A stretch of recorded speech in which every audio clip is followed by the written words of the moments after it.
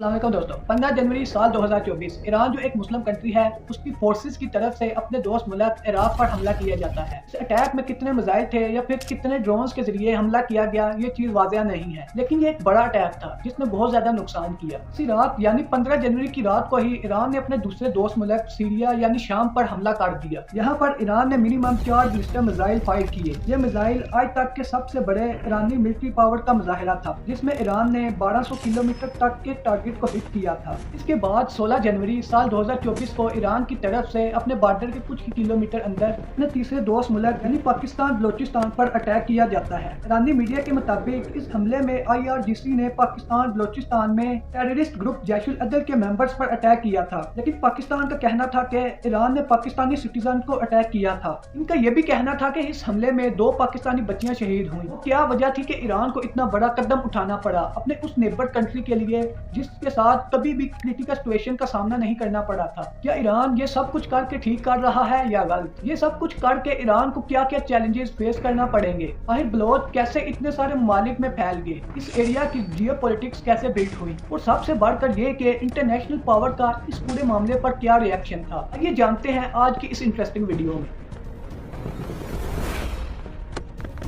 1947 کے اندر ایران وہ پہلی کنٹری تھی جس نے باقاعدہ طور پر پاکستان کو ایک آزاد ملک تسلیم کیا۔ اگر ہم تاریخ پر نظر دوڑائیں تو پاکستان اور ایران کے درمیان میں time to time conflict develops ہوتے رہے ہیں، لیکن زیادہ تر یہ تعلقات برادرانہ اور امن و امان کے ساتھ ہی رہے ہیں۔ لیکن کچھ دنوں پہلے ایران نے پاکستانی بلوچستان کے علاقے پنجگور اور تربت پر حملہ کیا۔ پاکستان کے یہ علاقے ایران سے کچھ ہی کلومیٹر کے ڈسٹینس پر واقع ہیں۔ ایرانی میڈیا یا پھر ایرانی نیوز پیپر تہران ٹائمز کے مطابق اس حملے میں IRGC نے پاکستانی بلوچستان میں ٹیررسٹ گروپ جیش العدل کے ممبرز کو اٹیک کیا تھا۔ اس کی وجہ یہ بتائی جا رہی ہے کہ اسی گروپ کے لوگوں نے ایرانی علاقے رشت میں 11 پولیس کانسٹیبل کو ہلاک کیا تھا۔ لیکن اب یہاں پر یہ سوال اٹھتا ہے کہ ایران اس بارے میں پاکستان سے بھی بات کر سکتا تھا اور دونوں ممالک ڈائیلاگ سے سلوشن تلاش کر سکتے تھے تاکہ پاکستان اس سارے معاملے کی تحقیق کر کے ایکشن لیتا، اس حملے کے ریسپانسبل پرسن کو ایران کے حوالے کر دیتا۔ لیکن دوسری طرف ایران کا یہ کہنا ہے کہ پاکستان سے کئی دفعہ اس بات کی کمپلین کی ہے کہ یہاں ایک ٹیررسٹ گروپ رہتا ہے جو رہتا تو پاکستان میں ہے لیکن وقفے سے ایران پر حملے کرتا رہتا ہے، لیکن اس کے باوجود پاکستان ایکشن نہیں لے رہا تھا، اس لیے ایران کو خود کارروائی کرنی پڑی۔ اس میں ایران نے پاکستان پر حملہ تو کر لیا، لیکن یہ ایک آزاد ملک کی خود مختاری کے خلاف ہے کہ کوئی دوسرا ملک اس پر حملہ کر دے اور وہ ملک چپ چاپ بیٹھا رہے۔ پاکستان بھی ایک آزاد ملک ہے تو یہ بات سب کو پتا ہے کہ پاکستان بھی خاموش نہیں رہنے والا تھا۔ اس اٹیک کے بعد پاکستانی دفتر خارجہ نے فوری ایکشن لیا اور ایرانی سفیر جو پہلے ہی تہران گئے ہوئے تھے انہیں پیغام بھیجا کہ آپ کو واپس پاکستان آنے کی ضرورت نہیں ہے۔ ساتھ ہی پاکستان نے اپنے سفیر بھی ایران سے واپس اسلام آباد بلوا لیا، یعنی آفیشلی پاکستان اور ایران کے تعلقات عارضی طور پر معطل ہو گئے۔ The successful execution of this highly complex operation is also a testimony to the professionalism of the armed forces of Pakistan. Pakistan will continue to take all necessary steps to preserve the safety and security of its people, which is sacrosanct, inviolable and sacred. کے بعد پاکستان کی وزارت خارجہ MOFA کی طرف سے یہ لکھا گیا کہ وہ اس غیر قانونی حملے کا جواب دینے کا پورا حق رکھتا ہے اور اس کی تمام تر ذمہ داری ایران پر ہوگی۔ یہاں پر ایک بات واضح ہے کہ پاکستان کا اشارہ ملٹری ایکشن کی طرف تھا اور پاکستان ایران کو یہ بتانا چاہتا تھا کہ اگر آپ ہم پر اٹیک کر سکتے ہو تو ہم بھی فل پاور رکھتے ہیں کہ آپ کے اٹیک کا ریپلائی کریں۔ جواب میں ایران کے وزیر خارجہ حسین عامر ایک سپیچ کرتے ہوئے صفائی دیتے ہیں کہ ایران نے کسی پاکستانی سٹیزن کو ٹارگٹ نہیں کیا بلکہ ایران نے ان پر حملہ کرنے والے گروپ پر حملہ کیا ہے۔ اس میں سارے ایرانی شہری تھے جو دہشت گردی کے کسی نہ کسی معاملے میں ملوث تھے۔ ایرانی وزیر خارجہ کا یہ بھی کہنا تھا کہ اس میں کوئی پاکستانی سٹیزن ہلاک نہیں ہوا۔ اب جہاں ایک طرف ایران ٹیررسٹ کی ہلاکت کا دعویٰ کر رہا تھا، وہیں دوسری طرف پاکستان کا کہنا تھا کہ پاکستان کے 2 معصوم بچے شہید ہوئے ہیں۔ اب یہ بات تو ظاہر ہے کہ ایران پر حملے کے رسپانسبل یہ بچے تو ہرگز نہیں ہو سکتے۔ پاکستان ہارڈ رسپانس بھی دے چکا تھا اور پاکستان اتنا کمزور ملک تو نہیں ہے کہ کوئی اس پر حملہ کر دے اور وہ خاموشی سے صرف دیکھتا رہے۔ اب جانتے تھے کہ پاکستانی فورسز ضرور جوابی کارروائی کریں گی تاکہ پاکستانی فورسز ساری دنیا کو دکھا سکے کہ پاکستان اپنی سرحدوں کی حفاظت کر سکتا ہے۔ پاکستان کا ریکارڈ بھی یہ ہے کہ وہ جواب دیتا ہے، جیسے کہ آپ سب کو پتا ہے کہ انڈین ایئر فورسز اور ملٹری جو ایران سے زیادہ ماڈرن ہے، اس نے 25 فروری سال 2019 کو جب پاکستان کی حدود میں داخل ہونے کی کوشش کی تھی، پاکستانی ایئر فورس کی طرف سے انڈین طیاروں کو انٹرسپٹ کیا گیا تھا۔ اس اسی وجہ سے انڈین طیارے دم دبا کر بھاگ گئے، یہ پاکستانی ملٹری کا کہنا ہے۔ اس کے بعد 27 فروری سال 2019 کو پاکستان نے انڈین اگریشن کے جواب میں 6 ایئر اسٹرائکس کیے تھے، جس کی لوکیشن انڈین کشمیر بتائی گئی تھی، یعنی جہاں پر انڈیا کا قبضہ ہے۔ اٹیک کے بعد جب پاکستانی طیارے واپس آنے لگے تو انڈین طیاروں نے پاکستانی طیاروں کا پیچھا کیا اور فائٹ کرنے لگے، جس کے بعد پاکستان کے مطابق پاکستانی ایئر فورس نے 2 بھارتی طیارے مار گرائے، جس میں سے ایک طیارے کا ملبہ پاکستان میں گرا، دوسرے کا ملبہ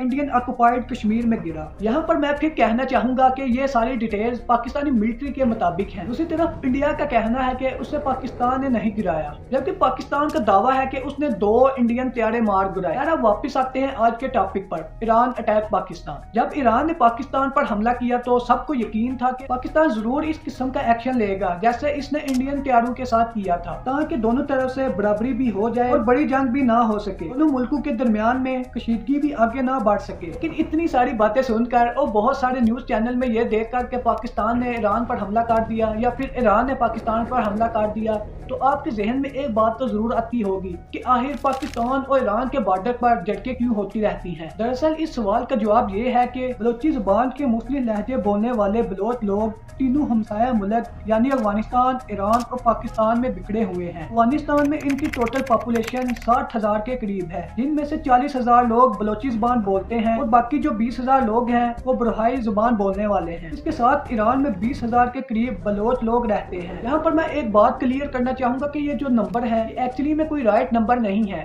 یہاں پر کچھ اوپر نیچے ہو سکتے ہیں یہ نمبر۔ یہ لوگ بلوچستان کے پروونس سستان میں رہتے ہیں، جبکہ بلوچوں کی سب سے زیادہ پاپولیشن پاکستان میں ہے، جو کہ تقریباً 70 لاکھ سے کچھ ہی کم ہے۔ یعنی سائٹ پر جو بلوچ ہیں ان کی بہت بڑی تعداد یعنی ان کی غالب تعداد سنی مکتبہ فکر حنفی مسلک سے تعلق رکھتی ہے۔ یہاں پر میں ایک بات ایڈ کرتا جاؤں کہ بہت سارے لوگوں کو یہ نہیں پتا ہوگا کہ یہ سنی یا پھر حنفی مسلک سے تعلق رکھنے والے کون لوگ ہوتے ہیں۔ یہ وہ لوگ ہیں جو امام ابو حنیفہ رحمت اللہ علیہ کے ماننے والے ہیں، یعنی ان کی باتوں پر عمل کرتے ہیں اور ان کی بتائے ہوئے اصولوں کے مطابق زندگی بسر کرنے کی کوشش کرتے ہیں، اور اسی مسلک یا پھر فرقے کی وجہ سے ان بلوچ لوگوں کی ایرانی گورنمنٹ سے مسلسل لڑائیاں کی ہیں، جبکہ ایرانی حکومت کا ان پر الزام یہ ہے کہ یہ آزادی بھی چاہتے ہیں، اس مین ایران سے الگ ہونا چاہتے ہیں۔ ایران کا یہ بھی کہنا ہے کہ یہ لوگ دہشت گرد ہیں۔ لیکن اب یہاں پر یہ سوال اٹھتا ہے کہ یہ جو بلوچ لوگ ہیں کیا یہ مل کر کام کرتے ہیں یا پھر انہوں نے گروپس بنائے ہوئے ہیں یا پھر ان کی فورسز ہیں جو آرڈر بیسس پر کام کرتی ہیں؟ تو یہاں پر میں کہنا چاہوں گا کہ ہاں، ان بلوچ لوگوں کے بہت سارے گروپس ہیں اور ان گروپس کے سارے ممبر باقاعدہ طور پر لڑائی کے لیے ٹرین ہوتے ہیں۔ کیونکہ اب گروپس کے بارے میں بات ہو رہی ہے تو یہاں پر میں بتانا چاہوں گا کہ ابھی کچھ سالوں پہلے ایران میں جند اللہ کے نام سے ایک گروپ بہت فیمس تھا۔ اس گروپ کو ملک ریگی نے 2003 میں بنایا تھا۔ ایران کا کہنا ہے کہ یہ ایک ٹیررسٹ گروپ ہے جو ایران کے ریجن سستان میں رہتا ہے۔ ایران کا یہ بھی کہنا ہے کہ یہ گروپ 2007، 2009 اور 2010 کی زیدن شہر میں بمبنگز اور فائرنگ میں ملوث تھے۔ مزید ان کا اس گروپ پر یہ بھی الزام ہے کہ 2010 کی چابہار سوسائڈ بمبنگ میں بھی انوالو تھا، اس لیے 2010 میں ایرانی انٹیلیجنس نے ملک ریگی کو اریسٹ کر لیا کیونکہ جند اللہ گروپ کے فاؤنڈر تھے۔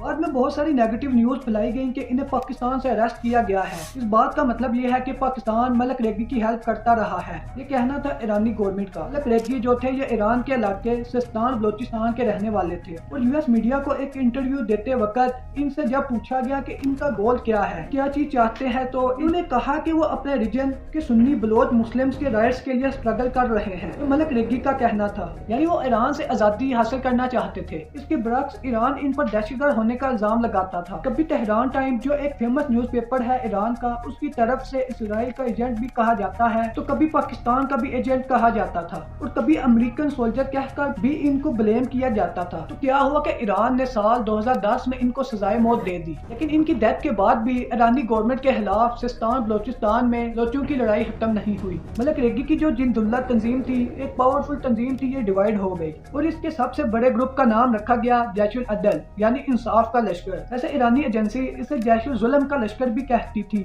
جس کا مطلب ہے ظلم کا لشکر۔ پھر اس گروپ کی ڈیٹیل میں جائے تو جیسے کہ اس کے نام سے ہی ظاہر ہے کہ یہ ایک سنی مسلک جنگجوؤں کا گروپ ہے، इस ग्रुप को लीड करते हैं सलाहुद्दीन फारूकी। यहाँ पर एक बहुत ही इंपॉर्टेंट बात कहने जा रहा हूँ, जरा गौर से सुनिएगा। तो ये सलाहुद्दीन फारूकी है, इनका ताल्लुक सिस्तान बलोचिस्तान से नहीं बल्कि पाकिस्तानी बलोचिस्तान से है। बिकॉज ये बलोच लोग तीनों ममालिक में फैले हुए हैं, इसलिए इनकी रिलेशनशिप तीनों कंट्रीज में है। इससे कोई फर्क नहीं पड़ता कि वो पाकिस्तान में रह रहे हों या फिर ईरान या अफगानिस्तान में। फिर ईरान, पाकिस्तान और अफगानिस्तान के दरमियान सैकड़ों किलोमीटर के बॉर्डर में बेशुमार ऐसे रास्ते हैं जहाँ से ये लोग बिल्कुल खामोशी से हर दिन बॉर्डर क्रॉस करके इधर से उधर आ जा सकते हैं। कि रिसर्च के मुताबिक बलोच जंगजू के लीडर्स के पास तो तीनों ममालिक के जाली डॉक्यूमेंट्स भी होते हैं। लेकिन जिंदुल्ला के लीडर मलक रेकी को जब पकड़ा गया तो उनके पास अफगानिस्तान, पाकिस्तान और ईरान तीनों ममालिक के पासपोर्ट और जरूरी सफरी डॉक्यूमेंट्स भी थे। इन शॉर्ट ये कि इन तीनों ममालिक के बलोच लोगों ने आपस में इत्तेहाद किया हुआ है और किसी भी नागहानी सूरत हाल में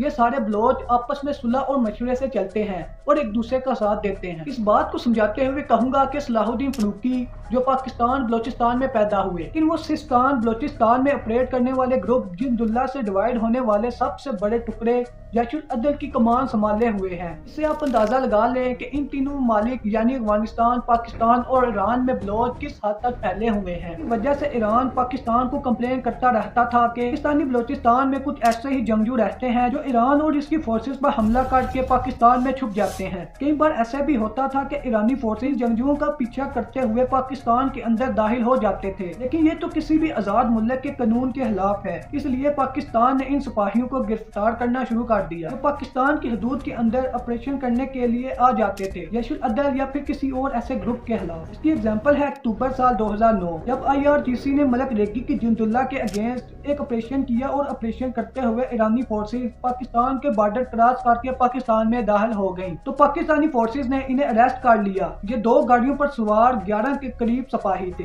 गिरफ्तार करने के बाद पाकिस्तान ने ईरान से राब्ता किया और इन्हें सारी सिचुएशन के बारे में बताया। फाइनली काफी बातचीत के बाद अगले महीने यानी नवंबर साल 2009 में इन्हें रहा किया गया। के बाद कहा गया कि दोनों फोर्सेस के दरमियान अब एक मैकेनिज्म बन चुका है जिसके तहत ईरानी फोर्सेस खुद से पाकिस्तान में ऑपरेशन नहीं करेंगी बल्कि पाकिस्तान से राब्ता किया जाएगा। इसके बाद पाकिस्तानी फोर्सेस ऑपरेशन करेगी। यहाँ पर मैं कहना चाहूंगा कि ये एक बहुत इंटरेस्टिंग फैक्ट था दोनों इस्लामी ममालिक में। इसके बाद पाकिस्तान ने ईरान के कहने पर कई ऑपरेशन किए और कई गिरफ्तारियां भी की, लेकिन ऐसा करना हर वक्त पॉसिबल नहीं होता क्योंकि पाकिस्तानी फोर्सेस सिर्फ ईरान के लिए तो बॉर्डर पर नहीं खड़ी है ना कि जब हमें ईरान ऑर्डर दे और हम ऑपरेशन करें। इन्हें और भी बहुत सारे काम होते हैं और ऐसे भी होता है कि कई दफा इंटेलिजेंस राइट नहीं होती और कई दफा एक्शन लेना पॉसिबल नहीं होता। इसलिए ईरान की ये कंप्लेंट ठीक भी है कि पाकिस्तान उसकी हर इंटेलिजेंस पर एक्शन नहीं लेता और नहीं भी ठीक है क्योंकि हर इंटेलिजेंस एक्शनेबल नहीं होती या फिर हर बार पॉसिबल नहीं होता कि उस पर एक्शन लिया जा सके या फिर उस इंटेलिजेंस पर काम किया जा सके। सिमिलरली पाकिस्तान को भी ईरान से बहुत सारी कंप्लेंट्स है